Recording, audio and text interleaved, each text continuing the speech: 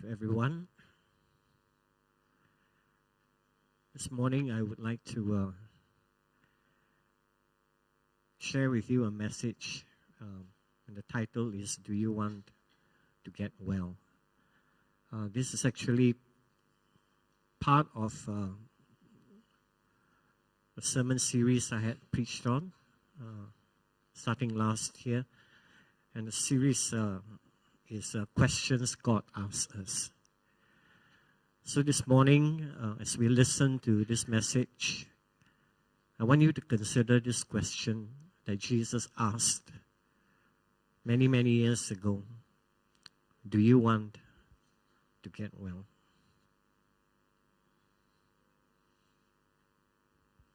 Okay, I want to ask you this question. What can a person achieve in 38 years? Why don't you turn to your neighbor, okay? And share with your neighbor what your thoughts are. What can a person achieve in 38 years?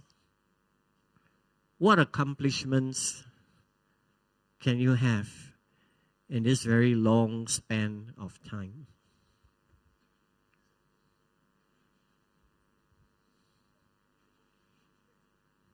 Start a family, have children, establish your career.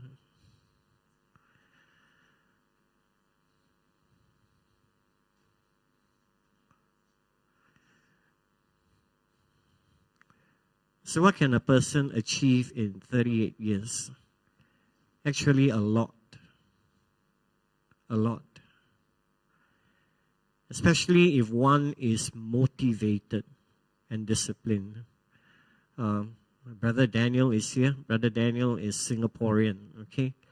How long did how long did it take Lee Kuan Yew to transform Singapore from a backwater to a modern cosmopolitan society, from first world to third world? Singaporeans, do you know? Don't know. 35 years. Yesterday, for some reason, I watched this forum where Lee Kuan Yew was asked this question by some Indian nationals. If you were to take charge of Singapore, would you be able to replicate for India what you did for Singapore? If you want to know the answer, ask me afterwards, yeah? What about Charlie Kirk? Charlie Kirk dropped out of college after just one term at the age of 18. And he co-founded with a friend this organization known as Turning Point USA. And Charlie Kirk was credited with helping Donald Trump become president. I don't know if you think that was a good thing or not. But he rallied the young people. He engaged them. Before this year in September, his life was tragically ended by a bullet. In 13 years, he achieved so much more than any individual could have achieved in many lifetimes. Jesus, how many years did it take Jesus to complete his ministry? 3 years. 3 years. Now I want you to imagine that you have had your 38 years just wasted. Not having an opportunity to make a mark in life. No dreams, no success, no accomplishments, no milestones, just disappointment. 38 years, all wasted.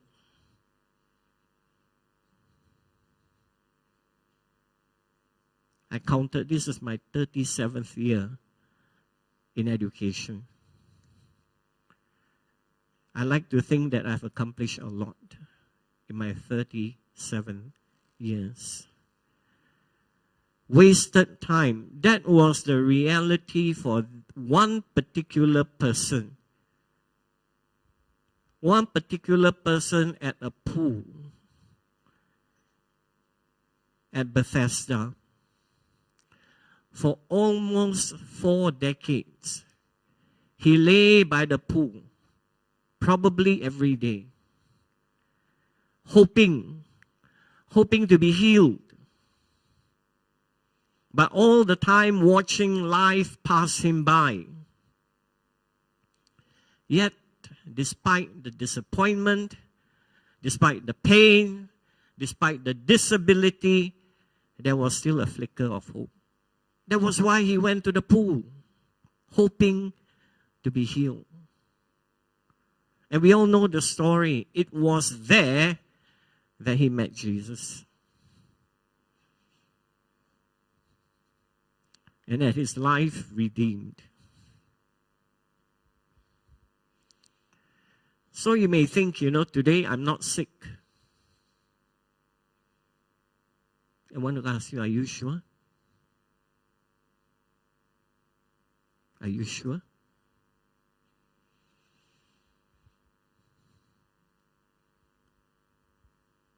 Maybe you have more in common with that disabled man. You are unwell. You are paralyzed. Perhaps your paralysis is not physical, but it is emotional. It is mental. It is spiritual. Maybe you feel like life has passed you by. People have accomplished much, but you have very little to show. Your years feel wasted. Your dreams buried. And your disappointments heavy. When you are here in church, you go to prayer meetings, you go to healing rallies, you go to conferences. You still show up because you still hold on to some hope, no matter how fragile it is. And the good news is this: Jesus meets us in our brokenness.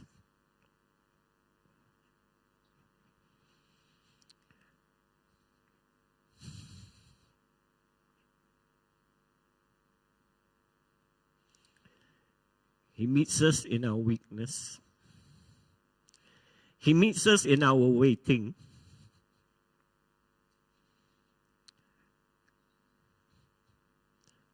Sometimes He doesn't have to touch us. He just needs to speak. And our life is redeemed. Let's look at Scripture. John chapter 1. Sometime later, Jesus went up to Jerusalem for one of the Jewish festivals. Now there is in Jerusalem near the sheep gate a pool, which in Aramaic is called Bethesda, which is surrounded by 5 covered colonnades. Here a great number of disabled people used to lie: the blind, the lame, the paralyzed. One who was there had been an invalid for 38 years. When Jesus saw him lying there and learned that he had been in that condition for a long time, he asked him, "Do you want to get well?"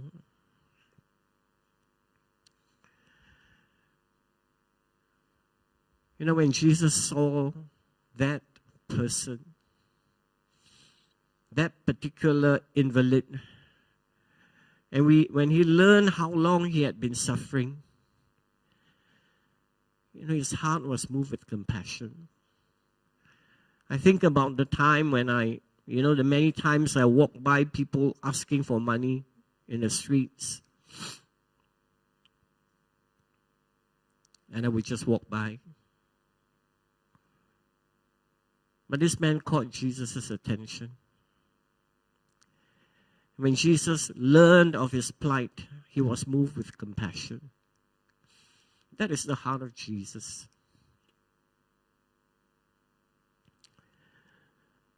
He felt the weight of the man's pain and sorrow. Jesus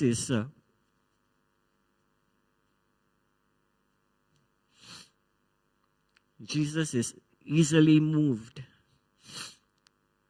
by the misery people feel. And that's the truth.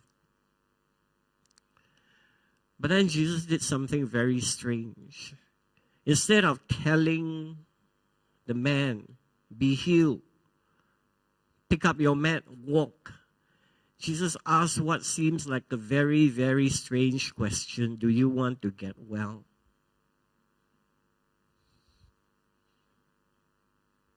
Do you find this question strange? Do you want to get well? Why would Jesus ask that question?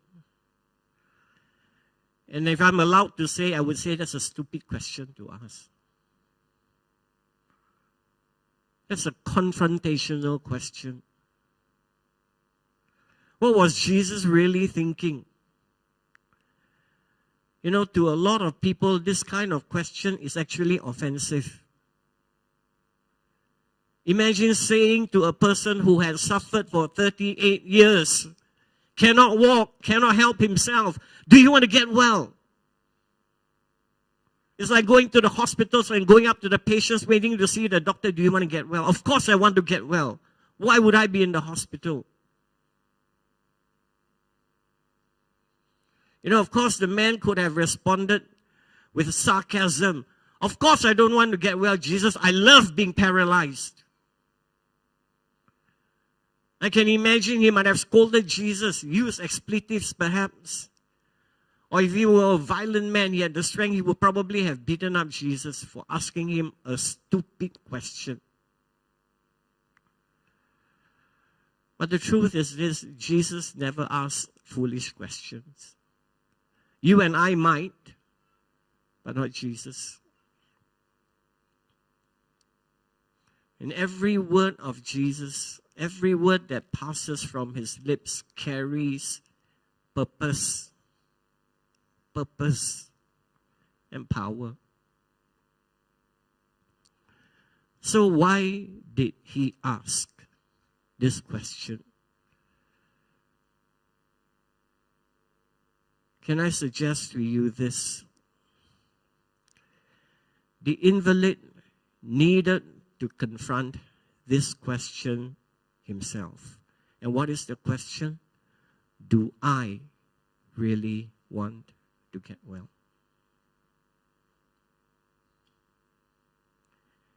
Jesus is ready to heal. So the question is, do I really want to get well? This question is about desire. It is about desire. It is about hope. It is about faith. And so you notice the answer the invalid gave Jesus. This was what he said. Sir, I have no one to help me into the pool when the water is stirred. While I'm trying to get in, someone actually goes down ahead of me. Did he say yes? He didn't. Did he say no? He did not. He did not directly answer Jesus' question. So what was he actually saying? I want to suggest to you, from his answer, he probably meant two things. Let's look at the first possible reason why he answered this way. Yes, but. Yes, I want to get well, but. And so what the invalid really expressed was not desire, but despair. The but shows despair.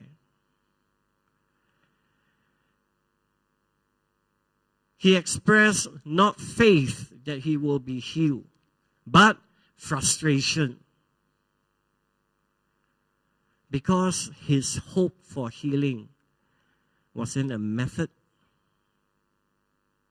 in a pool, in circumstances, but not yet in the one standing in front of him, asking him this question, do you want to get well? So the invalid believed that healing was only possible under certain and specific conditions.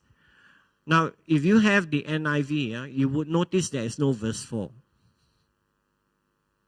There is no verse 4 in John chapter 5. It appears as a footnote. But if you have other translations of the Bible, like the New King James Version, you find this verse, which explains why sick people gathered at the pool. Verse 4 from the New King James Version. For an angel went down at a certain time into the pool and stirred up the water. Then whoever stepped in first after the stirring of the water was made well of whatever disease he had. So there was a superstitious belief among the people.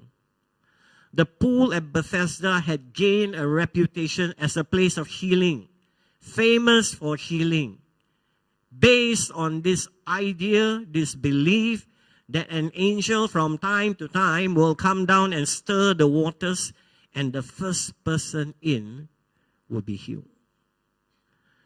And so if I were to paraphrase the man's response to Jesus, it would be this. Yes, I want to get well. Yes. Otherwise, I wouldn't be here. But for me to be healed, I must wait for the angel to stir the water. And when that happens, I must somehow get in first. So the kiasu mentality did not originate from Singapore, right? Started there. Get in first before anyone else. But the problem is, I have this problem. I have no one to help me into the pool. So the invalid did not place his confidence in Jesus the healer. So what did he place his confidence in? In a method. Waiting for the stirring of the waters by the angel.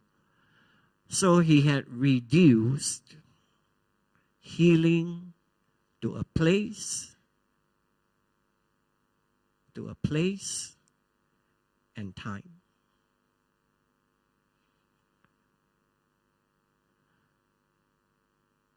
Secondly, he placed his confidence in human effort. He must show the effort.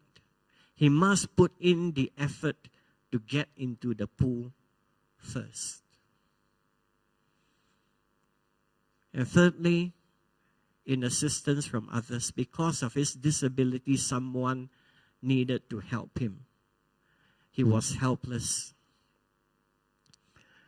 And so his focus was on conditions.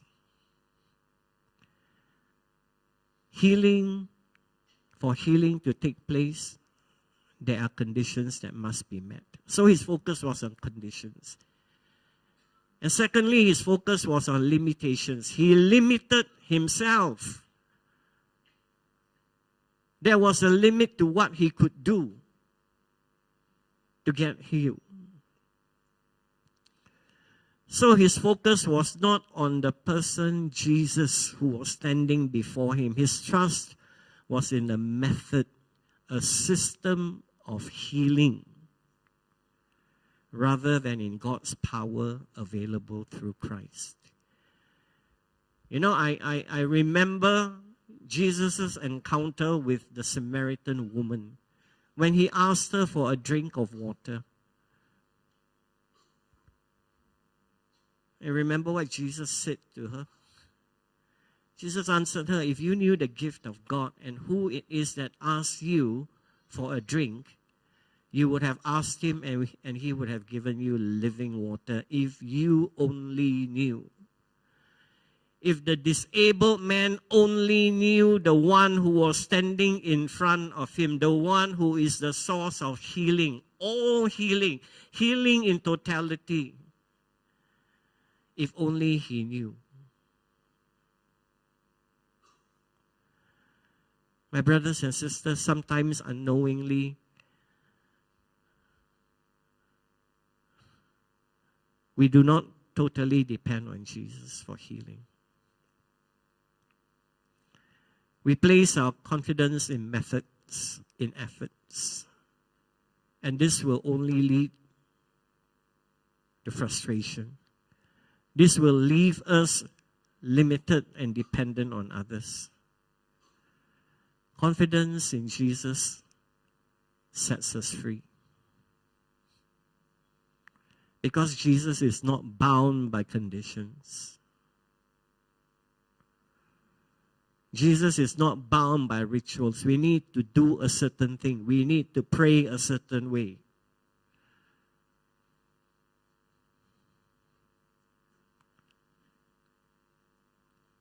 You know, unfortunately, today many still place their trust in methods.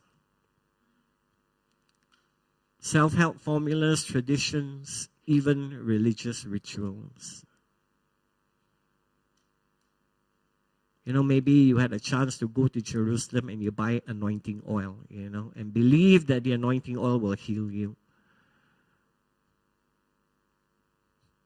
God heals, not oil. I don't mean any disrespect.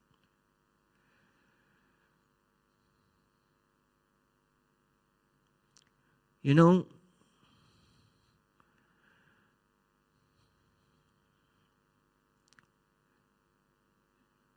sometimes or many times we set conditions for our healing, especially in the wounds of the heart, in the wounds of the mind. What are these? Condemnation, guilt, shame, bitterness, anger, unforgiveness. And so we say to ourselves, I can only be healed if this person apologizes to me. I can only be healed if that person compensates me. I can only be healed if that person is punished for the wrong he did to me.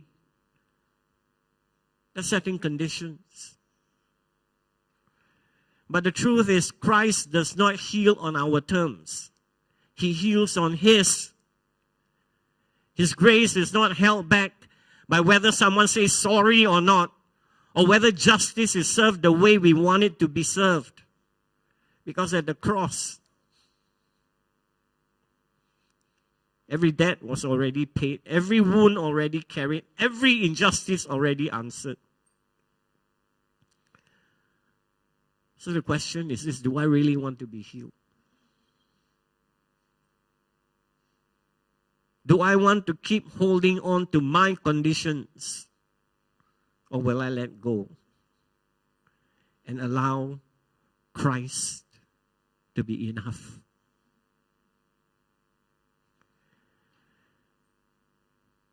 Healing does not wait for others to be changed. It begins when you surrender to Him. So let me suggest another possible reason for the invalid's answer. First is yes, but. Secondly is no. No, I don't want to be healed. Ironically, some people just do not want to get well.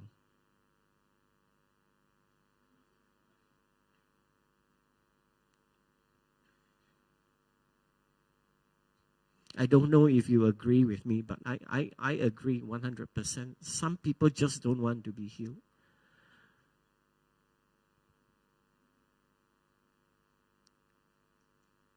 In this article by Dennis R. Edward in preaching.com, the title is Change, Do You Want to Get Well? He made this remark.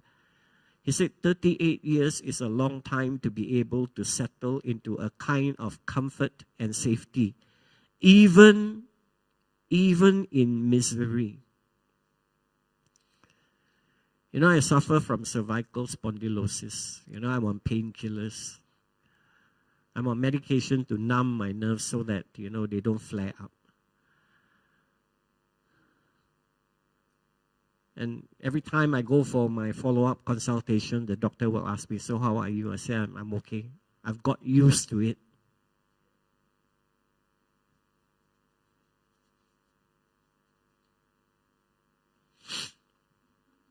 Even now, I still feel pain. Right now, I still feel pain, but I'm used to it. It's okay. I've accepted it. I have become comfortable with my health situation. Am I completely healthy? No. But I've become comfortable. Some of you have read Trevor Hudson's book. I think those who are in the Going Deep group. But Trevor Hudson, in his book, Questions God Asks Us, he wrote about this disabled man. So let me share a short part of his book. Was he, meaning the disabled man, really willing to let go of his old way of life? Or had he become so accustomed to the benefits of being paralyzed that deep down he didn't really want to change? First time you hear being paralyzed have benefits. After all, he had people, friends or relatives who fetched and carried for him, people who fed and took care of him. He didn't have to take responsibility for his life. He didn't have to take responsibility for his life. Others had to do that for him. Perhaps there was a certain amount of feeling comfortable with his situation. To be healed would mean having to get up and take hold of life again.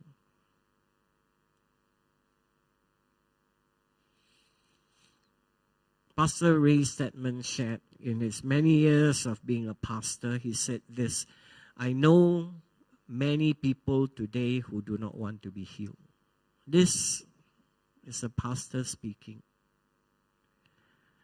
They do not want to receive divine help in their problems. They do not want to be helped out of their weakness. They love their weakness. They love their helplessness. They are always craving the attention of others through their helplessness. They sometimes flee assuming responsibility for their own lives. They flee assuming responsibility for their own lives. It's easier to blame other people. Take a good look at yourself. And he said, I have even seen people turn their backs on a way of deliverance they knew would work because they did not want to be healed.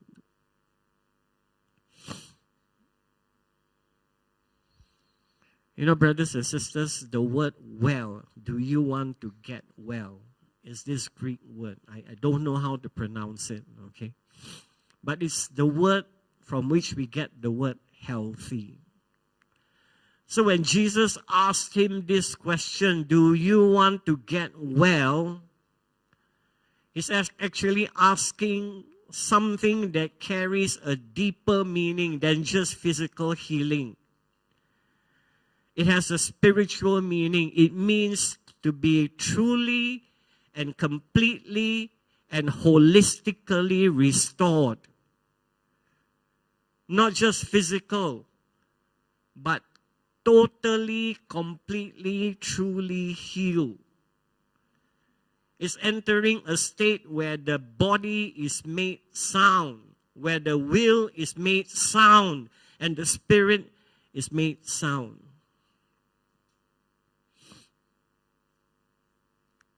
We know that God is all-powerful. He can do all things. But is it possible that even God Himself can do very little for us?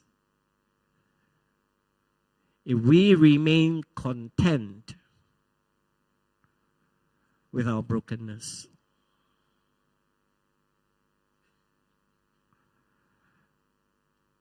Too often,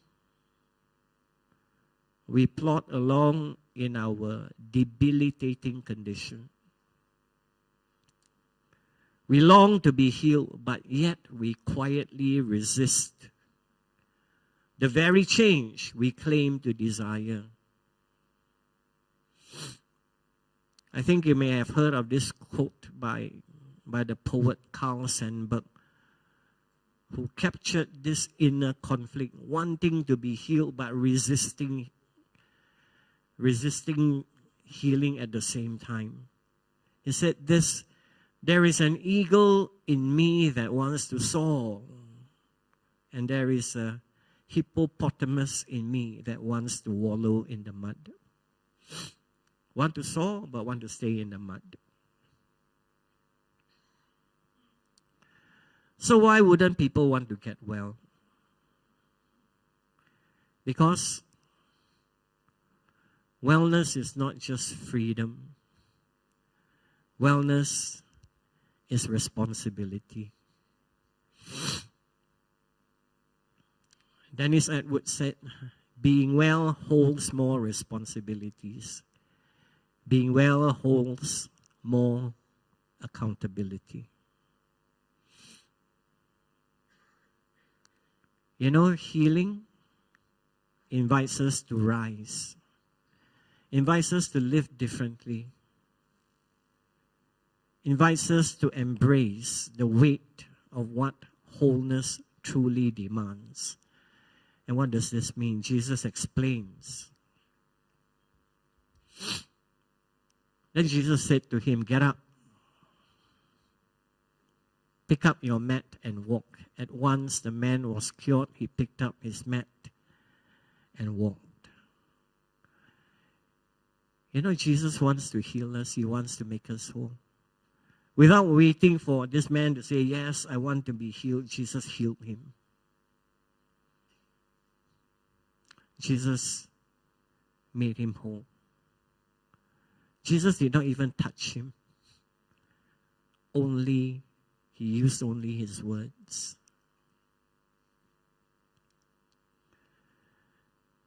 In one sentence, Jesus gave 3 commands. You know, to us, it's just a simple command.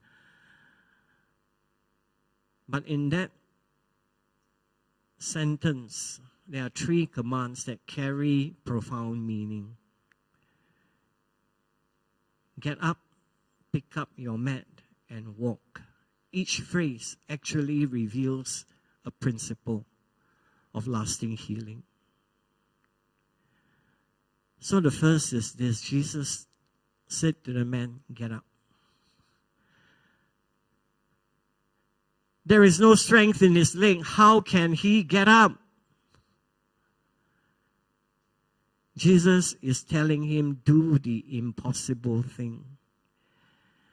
Jesus asked the man to do what he could not do, what he had tried for 38 years to accomplish, which is to get up. He couldn't do it. And why would Jesus tell this person, this helpless person, to get up? Because he wanted to shift this person's focus from method, his faith from methods, from human effort, and place his faith fully on Jesus. And Jesus was actually telling him, I know you cannot do it, but I can. I know you cannot do it, but I can. And the moment the man responded in faith, what happened? Something miraculous happened. Strength flowed into his body. into his bones, into his muscles, into his nerves that had been useless for decades. They suddenly became alive. Instantly, on the very spot, he was healed.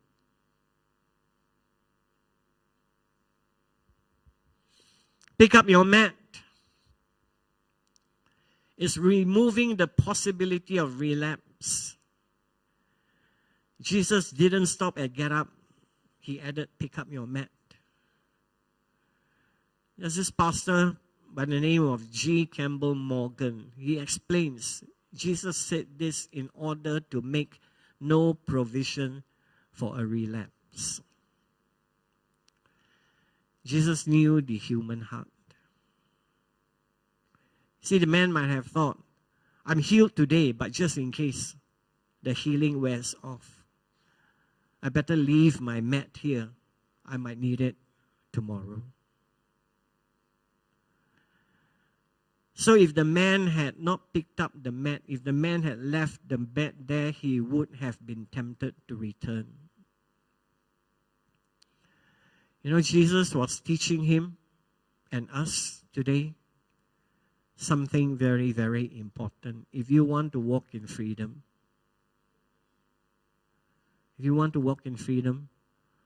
don't leave an open door back to your old life.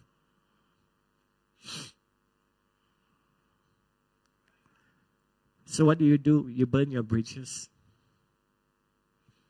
If you're an alcoholic, pour out your alcohol. If you're addicted to drugs, throw them away. Cut ties with destructive influences that drag you back. Bury the hatchet. Forgive your enemy. And then tell someone you trust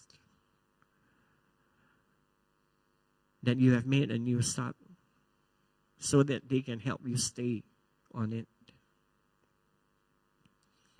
You know, many people experience God's touch. This morning, I'm sure God touched you. But because they leave the past, they cling to the past, they fall right back.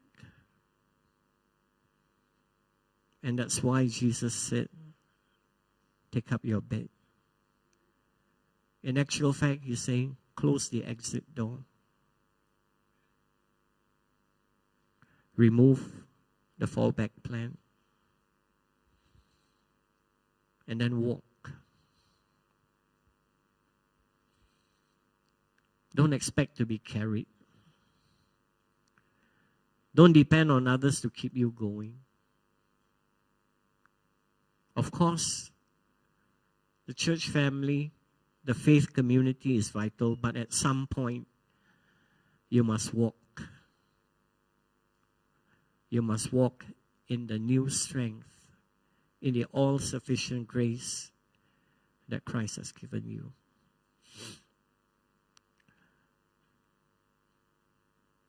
I think for those of you who have been following the Lord for a while, you know that healing is not just a moment, it's a journey. But notice, if Jesus gives you the power to get up, to rise, He also gives you the power to keep walking every day. And this power and He will always be with you. So this is the truth. If you want to be healed, do what seems impossible.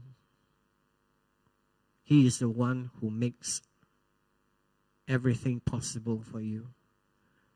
Secondly, cut ties with your past so that you will not experience a relapse. And then finally, Jesus expects us to keep walking because His strength is enough for every step forward that we take. And this is how Jesus makes us whole.